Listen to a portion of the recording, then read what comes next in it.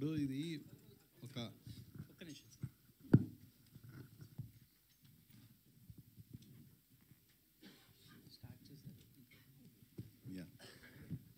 ఒక మన Telugu cinema industry అంటేనే స్టార్డమ్కి పెట్టింది పేరు, అలాగే ఫ్యాన్ వార్స్కి పెట్టింది పేరు.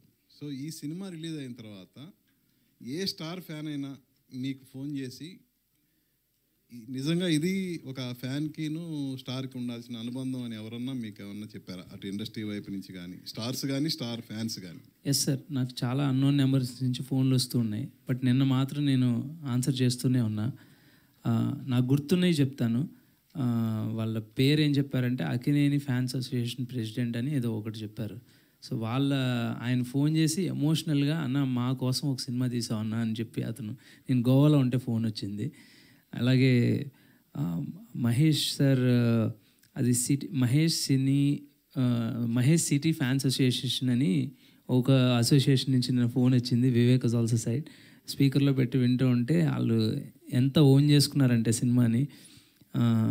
యూనో దట్స్ ఆ క్లైమాక్స్లో చూస్తుంటే నన్ను నేనే చూసుకున్నట్టు ఉంది అని నాకు చిన్నప్పటి నుంచి అన్నీ చేశాడన్న నాకు మహేష్ అని వాళ్ళు ఏదో కలిసినట్టుగానే చెప్పారు. ఇంకొక ఎగ్జాంపుల్ ఉందండి, జూనియర్ ఎన్టీఆర్ గారి గురించి ఒక ఆయన గిరి అని ఒక అతను నాకు మెసేజ్ పెట్టాడు పెద్దది. వేరేంటంటే నేను ఎప్పుడు కలవలేదన్నా, కానీ ఎగ్జాక్ట్గా నేను కలిస్తే ఏం చెప్పాలని చిన్నప్పటి నుంచి వెయిట్ చేస్తున్నానో ఆ మాటలన్నీ నాకు స్క్రీన్ మీద కనిపించినట్టు అనిపించింది అన్న అని అతను చెప్పాడు. సో చూడండి, అంటే ఇది ప్రతి అభిమాని కనెక్ట్ అవుతాడు. అండ్ మోర్ ఓవర్ అభిమానుల్ని స్టార్ని గ్లోరిఫై చేసే సినిమా మాత్రమే కాదండి ఇది. ఆ ప్రెమైజ్ అంటే మీరు ఫస్ట్ నుంచి నేను చెప్తుంది ఏంటంటే చిన్నప్పటి నుంచి మనం ఎవరో ఒక స్టార్ను, ఒక గ్రేట్ పర్సనాలిటీను, గాంధీ గారి నుంచి ఎవరినైనా మనం అభిమానించవచ్చు, సినిమానే అవసరం లేదు. అయితే when we are making a commercial film, మనం అర్థమయ్యే భాషలో చెప్పే ఈ పాయింట్ మనం స్టీవ్ జాబ్స్కి ఒక ఫ్యాన్ ఉన్న వాడి దగ్గర కూడా చెప్పొచ్చు, కానీ అది అంత కిక్ ఉండదు కదా మనకి. ఒక గ్లోరిఫికేషను, సాంగ్స్, ఓ మీట్ కావాలి మనకి. సో అందుకని ఈ ప్రెమైజ్ తీసుకున్నా నేను, స్టార్ ఫ్యాన్ అనేది. సో ఇదేదో దీనికే అప్లై అవుతుందని కాదు, మనం ఎవరి నుంచి అయినా ఇన్స్పైర్ అవ్వచ్చు. మీరు ఎంత గొప్ప మనిషిగా అవ్వచ్చు అంటే ఇన్స్పిరేషన్ తీసుకున్నప్పుడు ఒకరోజు అతనికే మీరు ఇన్స్పిరేషన్ తిరిగి ఇవ్వచ్చు. యూనో ఆ పాయింట్ చెప్పాలనేది నా ప్రయత్నం. రవి గారు సార్ మైత్రి నుంచి సినిమాలు వస్తుంటే అంటే సక్సెస్ ఫెయిల్యూర్ అయింది పక్కన పెడితే ఒక క్వాలిటీ ప్రోడక్ట్ ఎక్కడ కాంప్రమైజ్ అవ్వకుండా టెక్నికల్గా చాలా క్వాలిటీ ఫిల్మ్ డెలివరీ చేస్తున్నారు. వన్స్ అగైన్ అది రిపీట్ అయింది ఇది. అండ్ నాకు చిన్న డౌట్లు రెండు సార్. ఒకటి, ఇంత ఎక్స్పీరియన్స్డ్ మీరు చిన్న సినిమాల దగ్గర నుంచి 8 వసంతాలు లాంటి అసలు తెలియని క్యాస్ట్ దగ్గర నుంచి పుష్ప లాంటి పెద్ద పెద్ద సినిమాలు కూడా చేశారు. చాలామంది ఇండస్ట్రీలో ఈ థర్స్డే రిలీజులు ట్రెండ్ ఏంటి సార్? ఈ థర్స్డే రిలీజుల వల్ల కొంచెం ఓపెనింగ్ స్లో అవ్వడం, తర్వాత almost 2 working day range tier 2 హీరోలకి చాలా ఇబ్బంది కదా, అయినా ఎందుకు ఇలాగే చేస్తున్నారు అందరూ? అంటే సార్ ఇక్కడ మాకు యుఎస్లో థ్యాంక్స్ గివింగ్ డే ఉందండి. దానికి ఏంటంటే అక్కడ థర్స్డే ఫ్రైడే ఇవన్నీ లాంగ్ వీకెండ్ అది. సో దానివల్ల మేము అక్కడ ప్రీమియర్స్ వెన్స్డే నైట్ వేయాల్సి వచ్చింది. అలాగే ఇక మళ్ళీ అక్కడ వెన్స్డే నైట్ వేసి ఇక్కడ ఫ్రైడే రిలీజ్ చేయలేం కదా, దీనివల్ల మేము we are force to prepone a day. ఆ విధంగా కానీ లేకపోతే కనుక మేమైతే we are always vote for Friday release only. ఈ ఒక్కసారి కొన్ని ప్రత్యేకమైన పరిస్థితుల వల్ల థర్స్డే చేయాల్సి వచ్చింది. డెఫినెట్గా అక్కడ ఉన్న ఫోర్సబుల్ థింగ్ వల్ల చేయాల్సి వచ్చింది, అయితే మా చాయిస్ అయితే కాదు. ఇది హోల్ హార్టెడ్గా లేదు మనం థర్స్డే చేయాలి అనే తీసుకున్న డెసిషన్ కాదు, ఉన్న పరిస్థితులను బట్టి సర్కమ్స్టాన్సెస్ అలా తీసుకెళ్ళి అంతే. But no problem sir. మాకేంటంటే మేము ఫ్రైడే రిలీజ్ అయితే ఎంత ఎక్స్పెక్ట్ చేస్తాం అలా చేయకుండా మేము డిస్కౌంట్ చేసుకుని థర్స్డే రిలీజ్ కాబట్టి ఇంత చేస్తాం అనుకున్నాం. మేము ఏదైతే అనుకున్నాం ఆ మార్క్ రీచ్ అవ్వగలిగాం. We're happy for that. ఇవాళ నుంచి ఎలాగో చాలా బాగున్నట్టు ఇదే ఉంది ట్రెండ్స్.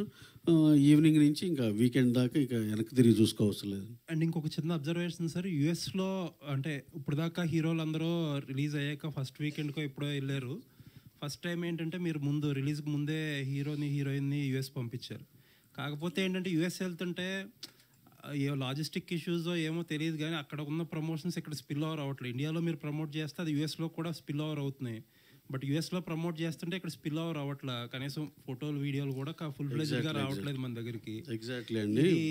దానివల్ల సినిమాకి ఏ విధంగా హెల్ప్ అవుతుందని? Exactly we also notice the same thing అండి. దిస్ ఈస్ అంటే నేను అనేది ఇక్కడ డొమెస్టిక్ మార్కెట్కి అది చిన్న మిస్టేక్, ఎందుకంటే హీరో హీరోయిన్ ఉన్న బూస్టప్ వేరు. Just we are also understanding that. మేము మళ్ళీ తర్వాత అనలైజ్ చేసుకుని నెక్స్ట్ టైం నుంచి ఇది కనుక కరెక్ట్ కాదు అని మాకు అనిపిస్తే కనుక విల్ రెక్టిఫై ద థింగ్ అండి. కాకపోతే హీస్ గివింగ్ ఈజ్ 100%. యూఎస్లో ఆయన కూడా అసలు టైర్లెస్గా తిరుగుతూనే ఉన్నారు. రోజుకి 2-3 సిటీలు కవర్ చేస్తారు, డ్రైవ్లో వెళ్తా. పాపం ఆయన వంతు ఆయన కష్టపడుతూనే ఉన్నారు, ఆయన కానీ హీరోయిన్ కానీ. Will all have to appreciate his efforts. అది అలాగే డెఫినెట్గా. కానీ ఇక్కడ మేమైతే స్ట్రాంగ్గా మిస్ అవుతున్నాం ఆయన్ని.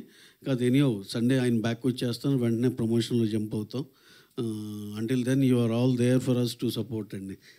సెకండ్ డే కదా వేళ అండ్ థియేటర్ మీద ఎంత రిస్క్ ఉంది ఏంటి? What is? లేదండి, we're very comfortable with this film.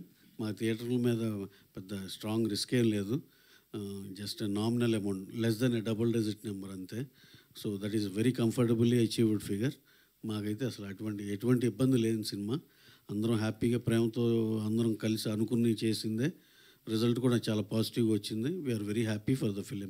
దీన్ని ఏంటంటే మ్యాక్సిమం నెంబర్ ఆఫ్ ఆడియన్స్కి రీచ్ చేయాలనేదే మా ఉద్దేశం అంతే. థ్యాంక్ యూ అండి. Thank you sir. రవి గారు సార్ చెప్పండి సార్. మీరు మహేష్ గారితో, అల్లు అర్జున్ అందరితో చేశారు, పవన్ కళ్యాణ్ అందరితోటి. ఏ అభిమానం మీకు తగిలారు ఇట్లాంటి కథలో క్యారెక్టర్?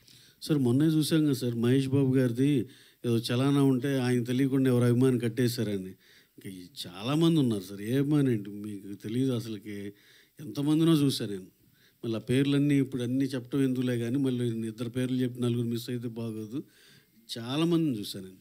అంటే సినిమా రిలీజ్ టైంలో ప్రతి అభిమాని అసోసియేషన్ తోటి మీరు వాళ్ళు భోజనాలు పెట్టగా రకరకాల ఇష్యూస్లో పాల్గొంటూ ఉంటారు కదా. మీకు బాగా కనెక్ట్ అయిన ఉందా సినిమాకి దానికి సంబంధించి? నేను పర్సనల్గా సినిమాకి అంటారా బాగా విపరీతం కనెక్ట్ అవ్వబట్టే ఈ సినిమా చేసామండి. చాలా నచ్చి ప్రేమించే చేసాం ఇది. సార్ ఉపేంద్ర సార్ వేరే క్యారెక్టర్లు చేయటం మీ పాత సినిమాల్లో కానీ వేరే క్యారెక్టర్లు చేయటం వేరు, రియల్ లైఫ్లో హీరో పాత్ర చేయటం వేరు. ఎలా బ్యాలెన్స్ చేయగలిగారు? ఎందుకంటే అక్కడ నటించడానికి వీలుండదు, మీ క్యారెక్టర్ మీరే చేయాలి. ఎట్లా బ్యాలెన్స్ చేశారు సార్? ఆయన ఏం చెప్తే అది చేశానంతే. ఈజ్ ఏ స్టార్ యాక్చువల్లీ మనకందరికీ. నాకు ఇంతే కావాలి, ఇంతే స్మైల్ చేయాలి, ఇలాగే రావాలి, ఇంతే వాక్ చేయాలి అని అంత కమాండింగ్గా చేశారు. యాజ్ ఏ డైరెక్టర్ నాకు తెలుసు కదా, ఒక డైరెక్టర్ ఇంత ప్యాషనెట్గా చేస్తున్నారు. Have to obey whatever he says. Actually he is my master. అలాగే చేశాను. Super sir. మహేష్ బాబు గారు సార్, చాలా రొమాంటిక్ సీన్స్ ఇప్పుడు జెంజీ కిడ్స్ ఎంజాయ్ చేస్తున్నారు. ఈ శాండ్లో పడుకునే వాళ్ళిద్దరు హీరో హీరోయిన్స్ ఎంజాయ్ చేసేది, కానీ థియేటర్లో ముద్దు పెట్టుకునేది ఈయన రియల్ లైఫ్ ఎక్స్పీరియన్సెస్ ఎక్కడన్నా ఉన్నాయి? అందరి లైఫ్లో ఉంటాయి కదండి, మీరు చేయరా? సేమ్. కోపం, ఏడుపు, romance, it's all part of life. చూడాలి, అన్నీ ఎంజాయ్ చేయాలి. సార్ మహేష్ బాబు గారు, నాకు చిన్నది ఒక అన్ని రివ్యూస్లో వచ్చినాయి కాబట్టి చెప్తున్నాను. 100 సినిమాలు తీసిన హీరోకి 3 కోట్లు ఎక్కడ ఉండవద్దు సార్, ఎక్కడ దొరకవు, ఎందుకు దొరకవు? అందుకే అండి ఇది setup in 2000s. So it's not now today. అవునండి. ఆయన ఓన్ ప్రొడక్షన్ కూడా చేశారండి, చాలా లాస్ అయ్యారు. అర్థం వల్ల 100 సినిమాలు చేస్తే డబ్బులు ఉండాలని. అమితాబ్ బచ్చన్ గారు ఎన్ని చేశారండి? కౌన్ బనేగా కరోడ్పతి ముందులో ఆయన పరిస్థితి ఏంటి? చాలా లోకి వెళ్ళిపోయారు కదా. అలా పాతకాలంలో మనం కమెడియన్స్ ఉండేవాళ్ళండి. ఆయన పేరు పద్మనాభం గారు, వీళ్ళందరూ సినిమాలు చేసి చాలా నష్టపోయారు. చాలామందిని చూసాం అలా. ఈ 100 సినిమాల్లో సార్ ఆ క్యారెక్టర్లో మీకు చూపింది ఏంటంటే 25 ఓన్ సినిమాలు చేశారు, చాలా దెబ్బతిన్నారు. అది మహేష్ గారు